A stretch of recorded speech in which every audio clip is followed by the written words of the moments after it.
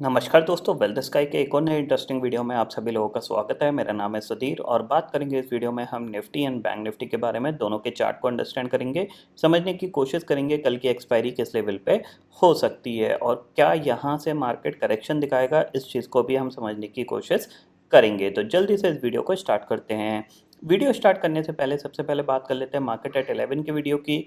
Market at 11 की video में मैंने आपको क्लियरली एक पॉइंट बताया था कि मार्केट मॉर्निंग में जो रिकवरी थी वो काफ़ी अच्छी थी और सस्टेनेबल थी। नॉर्मली क्या होता है कि मार्केट क्या है कि जो प्रीवियस क्लोजिंग होती है उसके आसपास रेजिस्टेंस ले लेता है, जो कि निफ्टी की अराउंड 18,350 की थी और बैंक निफ्टी की जो थी वो थी आपकी 43,966 की जैसे यहाँ पे बैंक निफ्टी ने 43,966 के आसपास का ये जैसी हाई बनाया, इसके बाद ये यहीं पे रेजिस्टेंस लेके यानी 44,000 का रेजिस्टेंस लेके रिवर्स हो गया।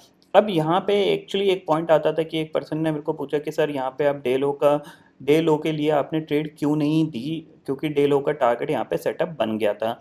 देखो, एक चीज़ हमेशा ध्यान रखना कि डे लो का टारगेट मैं जब प्रिडिक्ट करता हूँ, जब मार्केट जो जो हमारा डे हाई डे लो का कंसेप्ट है, यहाँ पे क्या हुआ बेसिकली, यहाँ पे एक नॉइज़ जनरेट हुई। अगर ये रेड कैंडल नहीं होती, मान लीजिए यहाँ पे ये रेड कैंडल है, तो आपका 5 मिनट का हाई ये है और इसके ऊपर मार्केट सस्टेन कर रहा है और पॉजिटिव प्राइस एक्शन बना रहा है।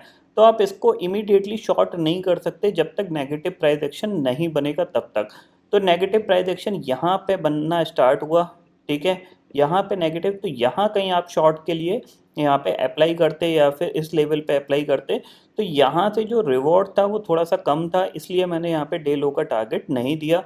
क्योंकि यहाँ पे जिन लोगों ने मेरे को फ़ोन करके या व्हाट्सएप करके पूछा था, तो मैंने उनको बोल दिया था कि आप शॉर्ट कर सकते हो बट रिस्क आपका है, टारगेट डे लो का मिल सकता है। यहाँ पे ये चीज़ समझ लीजिए, क्योंकि ग्लोबल मार्केट नेगेटिव होना स्टार्ट हो गए थे। मॉर्निंग में जब हमारी रिकवरी आई थी उस टाइम डाउ फ्यूचर करीब 50 पॉइंट ऊपर था और नैस्डैक फ्यूचर भी करीब 20 पॉइंट ऊपर था, बट वो सडनली नीचे की तरफ नेगेटिव होना स्टार्ट कर दिया, 50 60 100 पॉइंट, और अभी भी करेंटली अराउंड 150 पॉइंट के आसपास, यहाँ पे 132 पॉइंट के आसपास डाउ फ्यूचर नेगेटिव है।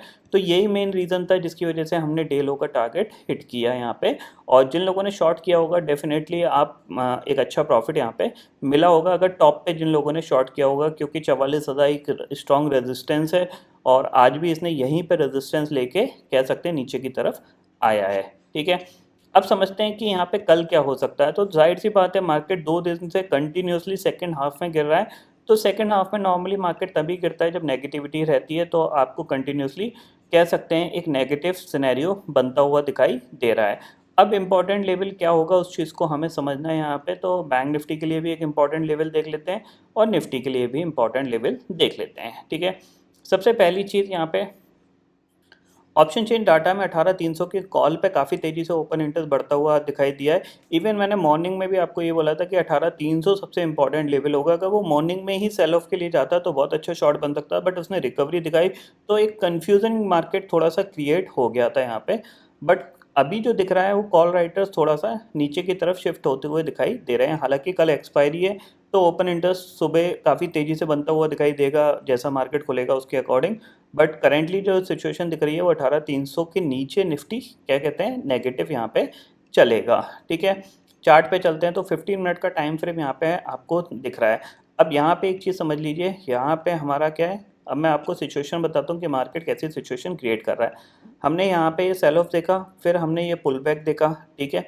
फिर ये सेल ऑफ आया यानी प्राइस एक्शन तो नेगेटिव बना, फिर ये हमारा पूरा पुल बैक आया है और एक कह सकते हैं ये एक डब्ल्यू पैटर्न का ब्रेकडाउन, ये ब्रेकआउट था, ठीक है? उसके बाद क्या हुआ, मार्केट ने इसी लेवल पे सपोर्ट लिया, ऊपर पुल किया और फिर इसको ब्रेक डाउन किया हुआ है, ठीक है? तो इसका मतलब क्या है कि यहाँ से जो प्राइस एक्शन है वो नेगेटिव बनता हुआ दिखाई दे रहा है। तो आज के लो के नीचे अगर ये फिसलता है तो चांसेस बन सकते हैं कि 18,200 या फिर 18,150 तक की गिरावट देखने को मिल सकती है। इतना आप क्लियरली समझ लीजिए, ठीक है? अब यहाँ पे एक्चुअल में कल आपको क्या करना चाहिए उस चीज़ को हम समझते हैं। तो सबसे पहली चीज़ देखो, मार्केट ने यहाँ से प्राइस एक्शन नेगेटिव बनाना स्टार्ट किया और ये पॉइंट आपके लिए एक रेजिस्टेंस पॉइंट है, ठीक है? ये पर्टिकुलर एरिया आपके लिए एक रेजिस्टेंस है कल के लिए। जब तक आप 18,330 के ऊपर नहीं या फिर 18,350 के ऊपर नहीं जाते तब तक आप नेगेटिव हो, इतना आप क्लियरली ध्यान में रखिएगा। 18,350 के ऊपर नहीं निकलते तब तक आप नेगेटिव हो। यहाँ पे इसने क्या किया है, एक कह सकते हैं एक रेंज बनाई, उसका ये ब्रेक डाउन दिया, ठीक है। तो आज के लो के अगर ये नीचे जाता है तो जाहिर सी बात है यहाँ पे हम सेल साइड ट्रेड ले सकते हैं, और टारगेट हमारे पास जो होना चाहिए वो होना चाहिए पहला 18,232, और 18,232 के नीचे जाता है तो नेक्स्ट टारगेट जो होगा वो होगा हमारा 18,180 का। छोटे छोटे टारगेट हैं क्योंकि विक्स लोअर है और एकदम से कोई सेलिंग आती नहीं है, मार्केट गिरता है फिर साइडवेज चला जाता है, फिर थोड़ी देर बाद गिरता है फिर साइडवेज चला जाता है, तो जिसकी वजह से क्या होता है जो प्रीमियम है वो बहुत तेज़ी से जंप नहीं करते हैं। तो ये चीज़ आप क्लियरली समझ लीजिए। 18,350 के ऊपर निकलेगा तभी पॉजिटिव है, अदरवाइज ये नेगेटिव है क्योंकि यहीं से इसने प्राइस एक्शन नेगेटिव बनाना स्टार्ट किया है, इतना आप क्लियरली समझ लीजिए। बैंक निफ्टी की बात कर लेते हैं तो देखो बैंक निफ्टी बहुत ही ज़्यादा इंपॉर्टेंट लेवल पे ट्रेड कर रहा है। क्यों कर रहा है? क्योंकि ये बहुत ही दिन से एक पर्टिकुलर रेंज के अंदर स्टक है और वो है आपकी ये, ठीक है। अब हो सकता है ये इस रेंज को ब्रेक डाउन देते क्योंकि ऊपर तो नहीं जा पा रहा है, तो जाहिर सी बात है ये नीचे ब्रेक डाउन देता है तो फिर नीचे जो जगह खुलेगी वो सीधी सीधी आपकी जो खुलेगी वो अराउंड 43,080 तक की खुलेगी। ये पॉइंट आप क्लियरली ध्यान में रखिएगा। 43,080 तक ये ईजिली आ सकता है, और अगर ये ईजिली आ सकता है तो निफ्टी भी आपका अराउंड कहाँ तक जा सकता है, आप एक्सपेक्ट कर सकते हो अराउंड ये जो स्विंग लो बना ये बहुत ईजिली आ सकता है। ये चीज़ आप क्लियरली ध्यान रखिएगा, और इस बार अगर ये इस लेवल को टेस्ट करता है तो चांसेस बहुत ज़्यादा हाई बन सकते हैं कि ये इसको ब्रेक कर दे और नीचे आपको 17,950 तक के टारगेट यहाँ पे दिखा सकता है। ठीक है, इतना समझ में आ गया।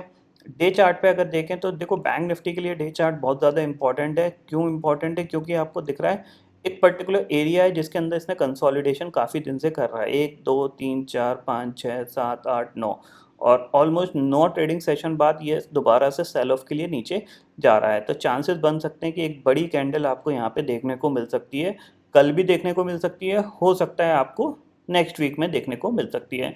तो मोस्ट प्रॉब्ली आपको यहाँ पे 43,000 तक के टारगेट आपको 2-3 ट्रेडिंग सेशन के अंदर देखने को मिल सकते हैं, और ये कल भी हो सकता है क्योंकि कल एक्सपायरी है। नॉर्मली एक्सपायरी वाले दिन कभी कभी बड़ी गिरावट आ जाती है। अगर ग्लोबल मार्केट नेगेटिव रहे, मान लीजिए आज ब्रेकडाउन दे देते हैं, तो फिर चांसेस बन सकते हैं कि कल ही हमें एक बड़ी कैंडल देखने को मिल सकती है। इतना आप क्लियरली ध्यान में ज़रूर रखिएगा। ठीक है, एक चीज़ ध्यान में रखिएगा, 43,500 के नीचे ये कह सकते हैं काफ़ी ज़्यादा बेरिश हो जाएगा, क्योंकि उसके बाद क्या है, इसके पास कोई ज़्यादा सपोर्ट नहीं है। ठीक है ना, 43,500 के नीचे गया तो 43,350, और फिर उसके बाद सीधा सीधा सपोर्ट जो है वो आपका 43,000 के आसपास ही है, तो ज़्यादा सपोर्ट नहीं है इसके पास नीचे। तो 200-300 पॉइंट एक्स्ट्रा कब गिर जाएगा आपको यहाँ पे पता नहीं चलेगा। कल थोड़ा सा प्राइस एक्शन को आप फॉलोअप में ज़रूर देखिएगा, अगर नेगेटिव सेटअप बनता है तो डेफिनेटली ट्रेड करिएगा, अदरवाइज़ यहाँ पे थोड़ा सा आप वेट करिएगा नेगेटिव सेटअप बनने के लिए, क्योंकि कंटिन्यूसली मार्केट 2 दिन से सेकंड हाफ में गिर रहा है, तो हो सकता है ये फॉलो ऑफ सेलिंग में नीचे हमारे 18,180 तक के या 18,150 तक के टारगेट दिखा सकता है। इतना आप क्लियरली ध्यान में रखिएगा। सबसे अच्छा सेटअप यही है कि ये फ्लैट खुले 18,300 के ऊपर खुले और वहाँ से ये नेगेटिव प्राइस एक्शन बनाना स्टार्ट करे तो फिर बहुत अच्छी ट्रेड बन सकती है। अगर गैप डाउन खुल गया तो फिर हमें देखना पड़ेगा कि प्राइस एक्शन कैसा बन रहा है। ठीक है, ग्लोबल मार्केट की सिचुएशन देख लेते हैं। करेंटली इंडेक्सेस फ्यूचर्स में अगर जाते हैं तो डाउ फ्यूचर करीब करीब आपका 116 पॉइंट नेगेटिव है, नैस्डैक फ्यूचर करीब 36 पॉइंट नेगेटिव है। एक चीज़ ध्यान रखिएगा कि डाउ फ्यूचर ने अपना स्विंग लो तोड़ा है।